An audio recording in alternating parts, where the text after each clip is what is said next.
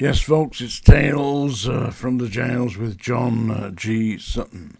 Today I'm going to talk about HMP Bedford, which is a prison, a Category B prison, which is apparently overrun by vermin, cockroaches, rats, mice, and violent staff.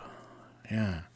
Apparently the HM Inspector of Prisons has condemned this prison as being unfit for human habitation.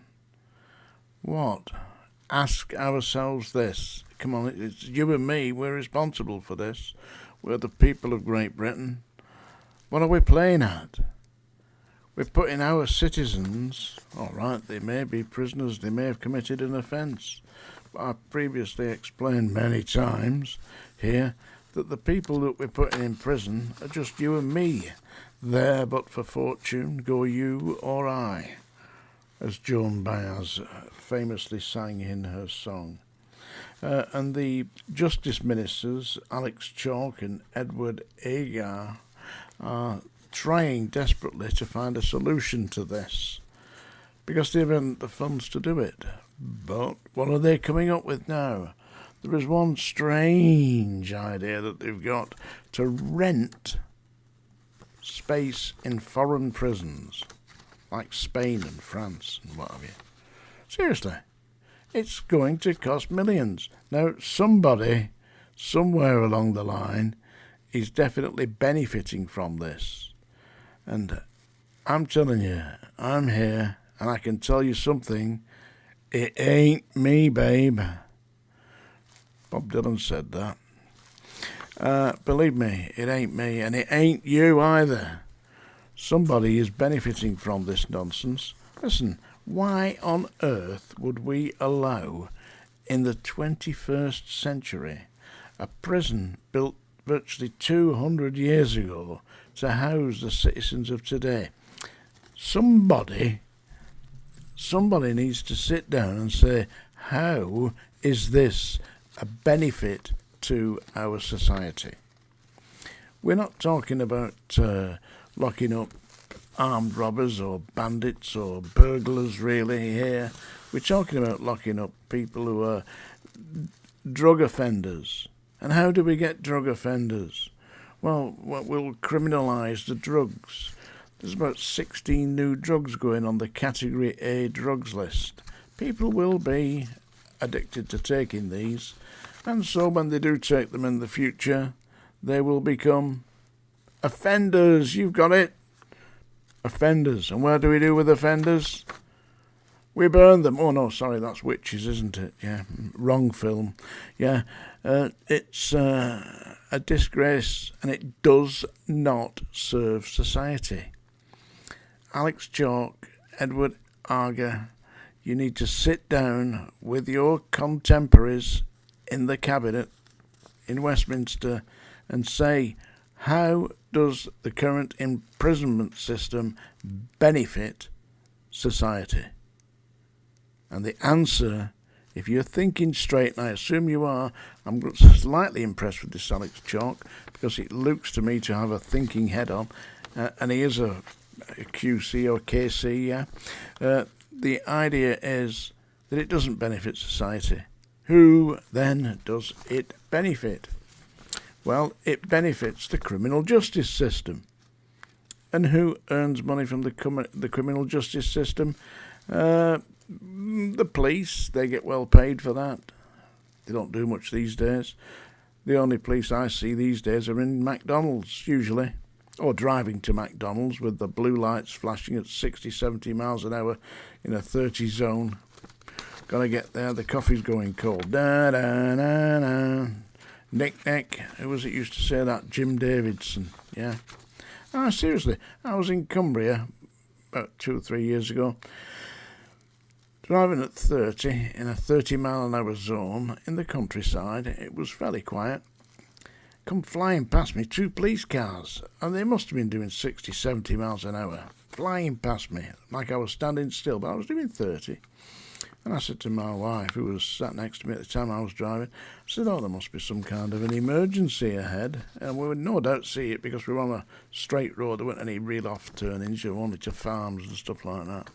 So we get about 4 miles down the road, and on the left-hand side, there's this pub, parked up in the pub car park with 2 police cars, waltzing into the pub this would be about 2 o'clock in the afternoon. Yeah, like there was nothing, like the day was fine, happy days, in we go. What's going on here? Eh? Blue lights flashing, 60 miles, 70 miles an hour in a 30 zone, running to an emergency at the pub. What was going on there? Was the tea going cold? I tell you, it's crazy world out there. Speed kills. Yeah.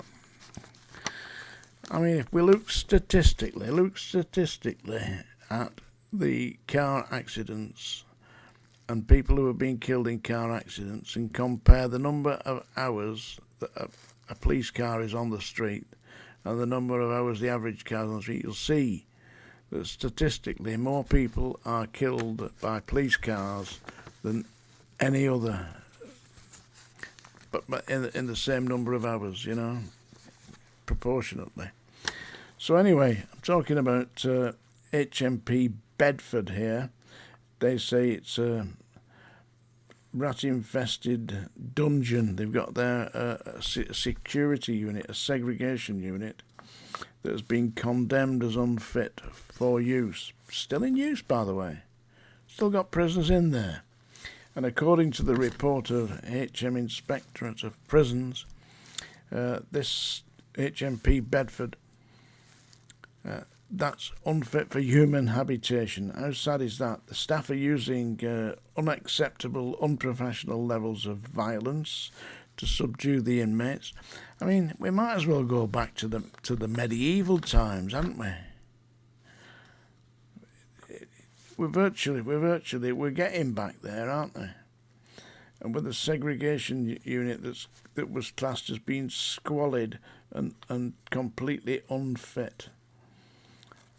Rat-infested. Apparently the inmates at HMP Bedford are sleeping in their cells with cloths over their mouths so that they don't ingest cockroaches whilst they are asleep. Alex Chalk, Edward Arga, how do you feel about that?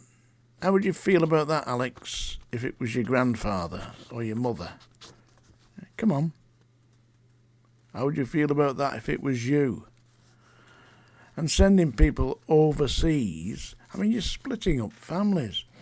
You can't visit you. If you're in a prison in, say, I don't know, Milan or Paris or, I don't know, somewhere like that, how are you going to go and visit them? You're breaking up families here. The whole thing is dysfunctional. Listen to Psychic John G here. Tales from the jails. That don't work. It don't cut the mustard. What you're doing there is presiding over a system that was dead 50 years ago. It's overcrowded and it doesn't meet the needs of society. Get somebody in who knows what they're talking about, because the people that are advising you on the ground out there obviously don't. And the nut job that decided you were going to use the hostess system with 18-year-old girls acting as prison officers in high-security male prisons, it beggars belief. Grow a bastard brain. I'm going to read you a poem now, seeing as it's a certain day of the week. Are you ready? A humorous poem. I'll ring the ding-dong. That's it. Beat a hasty retreat. This is an amusing poem. I believe it's amusing anyway. It's called Robinson Crusoe. Are you sitting comfortably? Oh, yeah. Good, then I shall begin. Wrecked castaway on lonely strand, works hard all day to tame the land, takes time to pray, make clothes by hand. For 18 years his skill applies, then lo, a footprint he espies. Thank God, it's Friday, Crusoe cries. Take heart from his example, chums. Work hard, produce, complete your sums. Eventually, Friday comes. And here it is, folks. It's Friday, the 1st of December. Tales from the jails.